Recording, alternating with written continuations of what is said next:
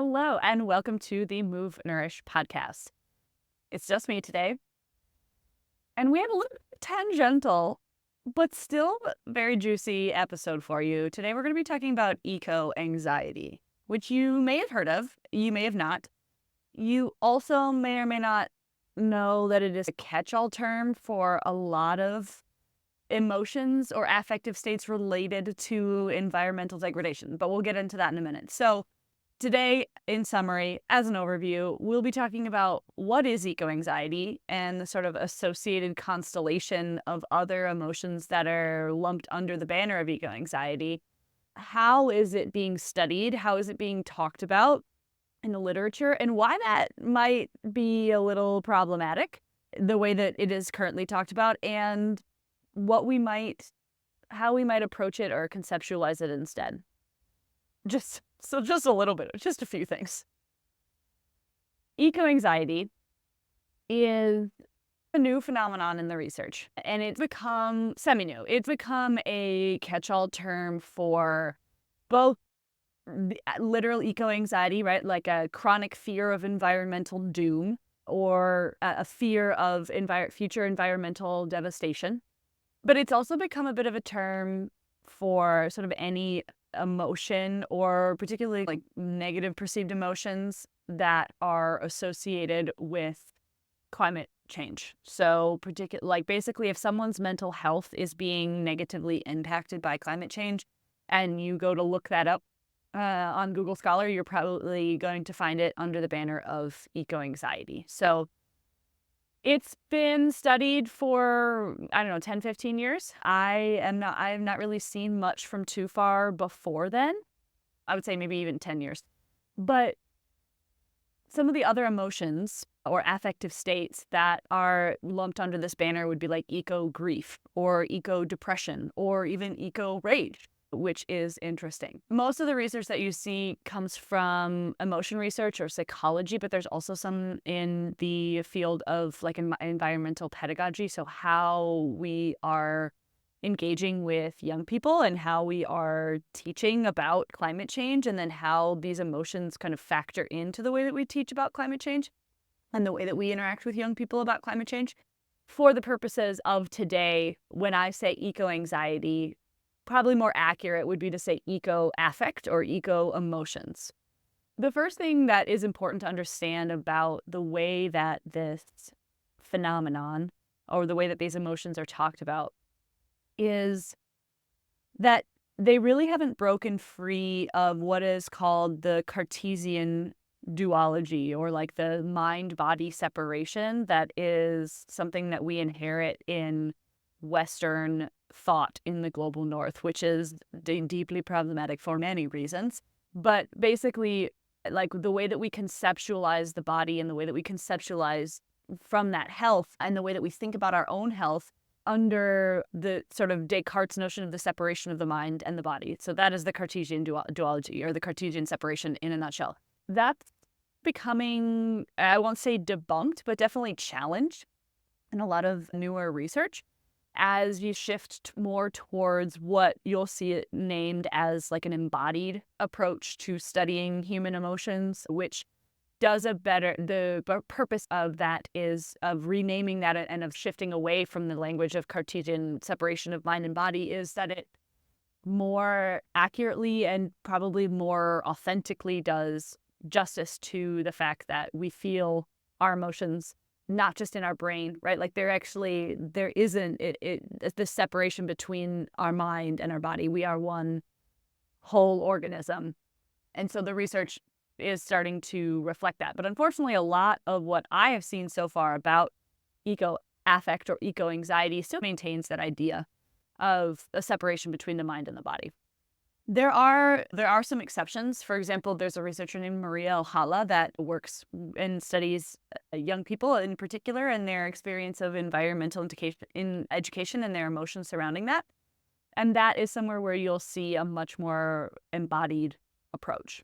The second thing that I would think is important to bring up about these emotions is I have observed that there is a definite preoccupation with figuring out if these emotions are good or bad, which I think is quite frankly asking the wrong question.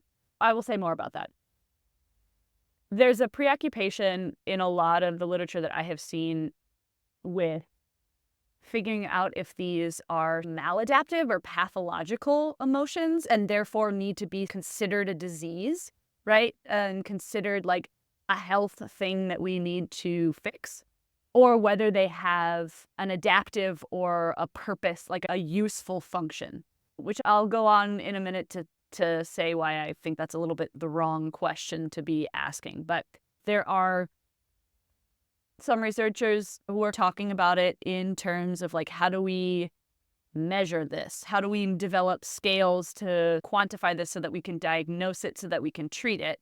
Which I think if your mental health is being impacted by this, you should have access to all the available tools that could help that negatively impact you less.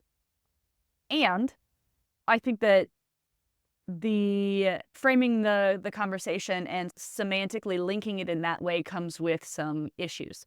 But there are researchers that are also acknowledging that there is a sort of a mobilizing or a motivating function to these emotions, particularly when you think about eco-rage, right? Like the indignation and the rage and the anger that we feel at the demolition of our natural world by corporations and capitalism, that I feel like being mad about that is an indication that you're, one, awake, B, paying attention, and C, have a moral compass. I feel like that's an indication that you are A, awake, B, paying attention, and C, have a moral compass. If I had to choose between those things, right, I want people to have the tools that would be available to them if this eco-affect, if these eco-emotions, eco-anxiety, eco-depression, eco-grief, eco-rage, etc., were to be classified as pathologies or put into the DSM, the Diagnostic Statistical Manual, so that they could be diagnosed and treated. I want people to have access to those tools and those treatments for sure. And I do think that there is a utility to these emotions, that they are a rational response, which we'll talk more about in a minute, to a world climate in crisis, and that they can have a mobilizing function and help you take action and connect with others who are taking action. Which was, interestingly enough and positively enough, was something that was focused on when you're talking about the interventions that are emerging for these eco-affects, for these eco-emotions, right? Not only did they consist of things that sort of place the onus on the individual, which such as building your inner resilience and, like cultivating optimism and taking breaks from news feeds and social media, which I think can be part of a toolkit for sure for managing the distress. But there was also a significant emphasis on connecting with others and spending time in nature itself and connecting with nature and connecting with others over shared projects, shared action, like I was saying before, as a mobilizing force. One last thing that I will mention about the way that bodies are thought of and researched and being studied in relation to this phenomenon of eco-emotions, eco-anxiety, eco-grief, eco-depression, is that overwhelmingly this research is studying and is coming out of the global north and populations of the global north. And there's a lot that remains to be done in order to shift the focus of that to the experience of the global majority, especially people who are identified as quote unquote vulnerable, fraught though that term may be, young people, indigenous people, First Nations people, the mentalities and the knowledge ways and the ontoepistemologies of particularly indigenous populations in my very limited understanding I find those knowledge ways very aspirational, quite frankly, right? I think that is when you think about the fact that indigenous populations globally steward 80% of the world's biodiversity, but while only making up 5% of the population, you get a sense for whose way of relating to the natural world is really the better choice here. And so the research overwhelmingly is not seeking to understand those people's experiences of eco-affect, and I think that's a huge shortcoming. And these affective states, the negative ones, it follows from that too, that if you don't make a distinction between yourself and nature, and you view yourself as part of the larger web, as many indigenous knowledge ways would put forward, you may be, and you probably are in many cases, more deeply and profoundly affected emotionally by ecocide and environmental devastation. And when you layer on all of the other layers of settler colonialism and racism and the other intersectionalities of oppression that go along with that, that is also not being studied. So that is a huge oversight in the research, is the shifting the focus to understanding those people's experiences and centering those narratives. So let's talk a little bit more about why I think it is asking the wrong question or aiming at the wrong thing to talk about how we can understand, or rather how we can, hold on, we're going to start that part over. Let's talk a little bit more now about why it is actually problematic to even be naming these things as eco-anxiety, eco-depression, and why that might be asking the wrong question and why that might be actually counterproductive to the larger project of collective and planetary liberation and addressing the climate crisis. If we start to talk about the emotional consequences of witnessing environmental devastation as a pathology, I think that is very insidiously dangerous because, first of all, it says to the people who are suffering from the negative consequences of those emotions that there's something wrong with them as an individual, as opposed to like it naturalizes and normalizes the actual destruction of the environment and and it pathologizes and makes the individual's inability to capacitate witnessing that the problem, as opposed to the actual environmental destruction being the problem. So I think that, which is deeply problematic, right? Instead of, when we frame the conversation that way, we are saying to the individual, because you are not able to metabolize and process away these big emotions surrounding just the destruction of our planet, that is a form of psychological maladaptivity. That is a diagnosis. That is something that we need to manage via biological intervention. And particularly in the cases of things like eco-grief or eco-depression or eco-rage, right, there's also a very dangerous sort of co-opting of an affective experience, an emotional experience that has the potential for social disruption. Pathologizing these eco-emotions closes off their transformative potential. And as Burke says in their dissertation, instead of viewing them as having transformative potential, instead they are seen as neither informative, epistemologically generative, nor containing political potential for resistance to environmental destruction. The destruction itself becomes an ordinary naturalized loss instead of a consequence of extractive capitalist logic, which we don't have time in this episode in particular to do too deeply into the ties between capitalism or the causal relation between capitalism and the climate crisis.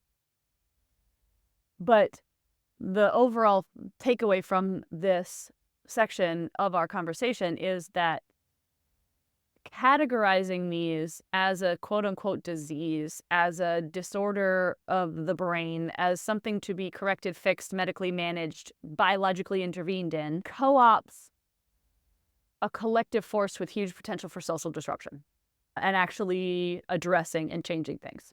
And it provides the perfect foreground for the pharmaceutical industry to swoop in and get a piece and sell us a bunch of their drugs, to quite literally capitalize them, right? The pharmaceutical industry has a huge penchant for reframing common phenomena or what was previously considered a non-medical phenomena and bringing it under in a process called medicalization, bringing it under the banner of something that has to be considered a medical condition and then treated and intervened in accordingly. And when you think of them this way, inevitably then what you switch to, right, what naturally you seek towards, if you frame something as a problem or a disease, then medical research will seek to fix it, right? Like you're going to seek solutions at that point, as opposed to a much messier, longer, larger conversation about how these emotions are a very rational response to witnessing an existential threat. In summary, dear listener, if you had not heard of eco-anxiety or eco-depression or eco-rage, if you are a person who listens to this podcast, there's a pretty high chance that you are a person who considers themselves to have a intimate or a robust relationship with the natural world. Maybe you're outdoorsy, maybe you like to go on hikes, maybe you're an herbalist and you interact with plants a lot, or you spend time outside. If you are privileged to have a space to do. And I imagine that even if you haven't heard the term, I would probably be surprised if you hadn't felt something, one or more of these emotional states. When, for me, an example that really comes to mind is driving past or witnessing a clear-cut field of trees. Nothing will send me into, and obviously that is a very small, very Western, very privileged, very northern, global north example of something that brings up and puts me into a certain emotional state of grief and anger and dooming or like anxiousness around the future of our planet. So you may very well have experienced some of these emotions or affective states without knowing that there was a term for them. And now you also hopefully understand a little bit more about why the terms that are currently being developed and applied to them might be a little bit problematic, so that you can look with a more critical lens on whether that actually means that there is something wrong with you, or whether those emotions are actually a very rational, logical, very valid response to the situation that we are in. And so my hope for you for this episode, dear listener, is to take that away and to sit with that and to leave any questions or comments that you have about that, and to know that in order to disrupt the systems that are responsible and the institutions that are, and the isms, right? Capitalism, racism, colonialism, that are directly responsible for climate change historically and are continuing to perpetuate it. In order to disrupt those systems, we can put these emotions on offer. We can offer these emotions up. We can connect with each other around them. We can do our very best to choose to use them as, insofar as we have a choice, right? We can do our best to make the choices that we can make to use them as fuel for the larger project of collective liberation. I love you. I hope you're having a lovely day. This has been the Move Nourish podcast, and I will catch you next time.